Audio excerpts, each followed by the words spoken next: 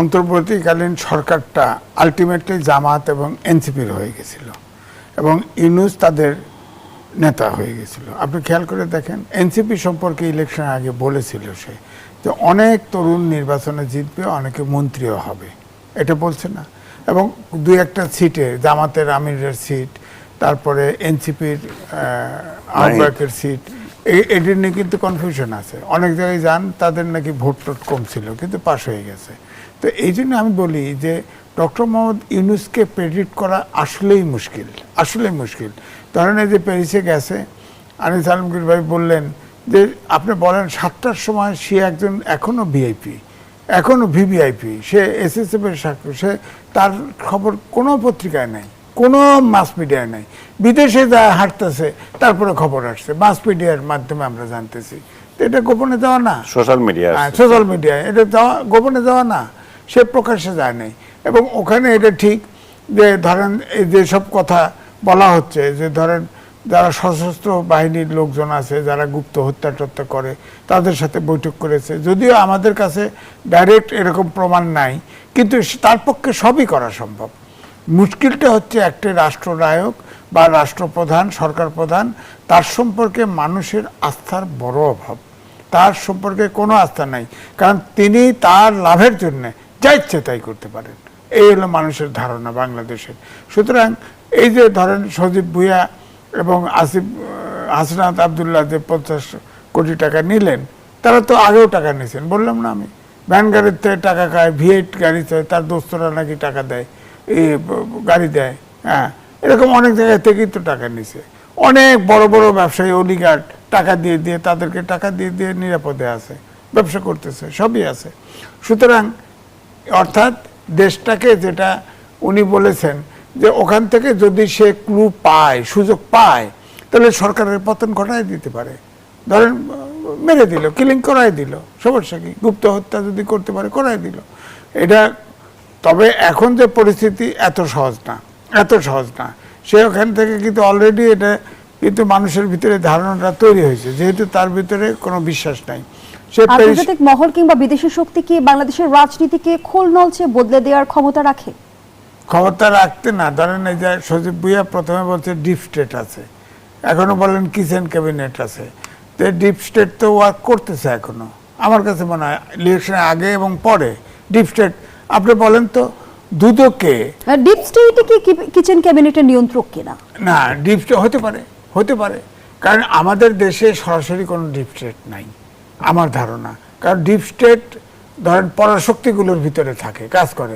আমরা বলি না যে ধরেন আমেরিকা সরকার প্রধান, রাষ্ট্রপ্রধান সব করে না, ওখান থেকে সরকার আলাদাভাবে, সরকারের ডিপ স্টেট আছে, সেখানে কাজ করে, তাদের সিদ্ধান্ত বাস্তবায়ন হয়। বাংলাদেশে হচ্ছে কি, ধরেন ইন্টেলিজেন্স নাই, পার্টিগুলোর ভিতরে নাই, যেগুলো উপদেষ্টা পরিষদে আছে সব তো আপনার ধরেন কিছু কিছু লোক আছে, এরা যা সরকার চালাবে এই ধারণাটাই তো ছিল না, সেরকম হয়েছে। এই সরকার তো ক্রেডিবিলিটিও ছিল না, সরকারের যোগ্যতাও ছিল না।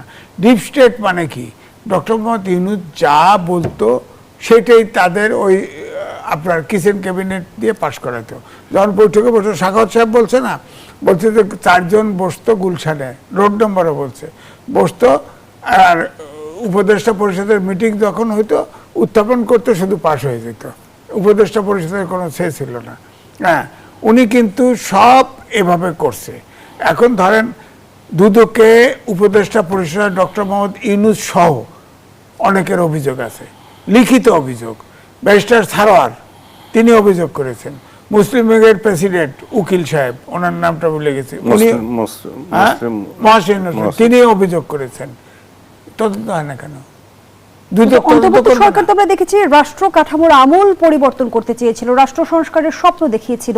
সেই অন্তর্বর্তী সরকারের ভেতরেই যদি অসঙ্গতি থাকে, তাহলে আসলে সংস্কার প্রক্রিয়া আস্থা রাখবে কি জনগণ কিংবা রাজনৈতিক দলগুলো? আমি সে আলোচনায় ফিরবো। আবার জায়গায় গণতন্ত্রের জন্য, আইনের শাসন, সুশাসনের জন্য যেখানে যেখানে আপনার সংস্কার দরকার, সেগুলো তো ইউনূস সরকার অধ্যাদেশ জারি করুক আর না করুক, এই বর্তমান পার্লামেন্ট তো করা উচিত ছিল।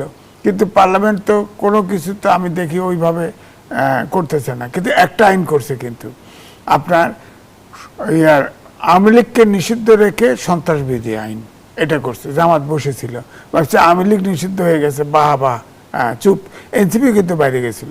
এখন এই যে আইন 1974 সালে স্পেশাল পাওয়ার অ্যাক্ট আছে, এই অ্যাক্টে 15ই আগস্টের পরে মোস্তাক যে জেলে ঢুকেছিল 80% লোক এই স্পেশাল পাওয়ার অ্যাক্টে ঢুকেছিল। এবারে যে এই আইনটা করা হলো এটাও একটা কালো আইন। আপনি বলেন এখন যদি এনসিপি বা জামাত ইসলাম যদি আন্দোলন করে আইন শৃঙ্খলা পরিস্থিতির অবনতি ঘটায়, তাহলে বিএনপি 2/3 মেজরিটি নিষিদ্ধ করতে পারবে না?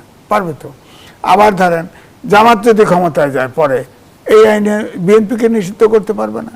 আবার বিএনপি 10 বছর পরে, 5 বছর পরে, 100 বছর পরে ক্ষমতায় আসুক, বিএনপি তো তাদের নিষিদ্ধ করতে পারবে। এটা তো গণতন্ত্রের তো এই ধরনের পয়েন্ট ব্ল্যাঙ্ক ওপেন এন্ডেড আইন হওয়া উচিত না, যেখানে কোনো মানে কালো আইন যেটা। তো এই জন্য বলছি যে দেশে যেটা বলা হচ্ছে গণতন্ত্রের পথে হাঁটা, সেটা আমার কাছে প্রশ্নবিদ্ধ। এখনও তারেক রহমান বিলেতে 17 বছর ছিল, তিনি চেষ্টা করতেছেন, হয়তো তিনি তার যে নির্বাচনী ইশতেহারে যা কিছু প্রতিশ্রুতি দিয়েছিল সেগুলো এক এক করে বাস্তবায়ন করতেছে, কিন্তু দেশের তো অর্থ নাই, বিনিয়োগ নাই, ব্যবসা নাই, কি করবে বলেন? এই সামনে বাজেট তো শুনলাম যে 9 লাখ কোটি টাকা, 9,30,000 কোটি টাকা বাজেট হবে। এই টাকার জন্য তো IMF এ ঘুরতেছে, IMF তো টাকা দিতে চাইছে, ওয়ার্ল্ড ব্যাংকে, ADB-তে ঘুরতেছে টাকার জন্য। এই টাকা আগে তো 24 লাখ কোটি টাকা লোন করে রেখে গেছে ইউনুস, যে তার ওই লোন শোধ করবে নাকি এই টাকা দেবে বলেন? এই যে বিদ্যুৎ ক্রাইসিস, লোডশেডিং হয়, হ্যাঁ, আদানির যে ইউনিট এটা বন্ধ হয়ে গেছে, তারা অনেক টাকা বকেয়া, হ্যাঁ, ইউনিট সরকারও কিছু, এই সরকারও কিছু দিচ্ছে, কিন্তু আদানি তো পুরো বিদ্যুৎ দিচ্ছে না। তো এই জন্য সর্বসেক্টরের সমস্যা। ধরেন বিদেশে আমাদের প্রবাসী এখন 4র্থ শিল্প বিপ্লবে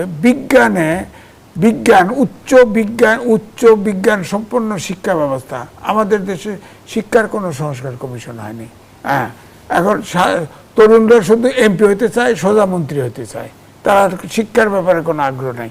অর্থাৎ জাতিটাকে পুরোপুরি ইউনুস ধ্বংস করে দিয়েছে।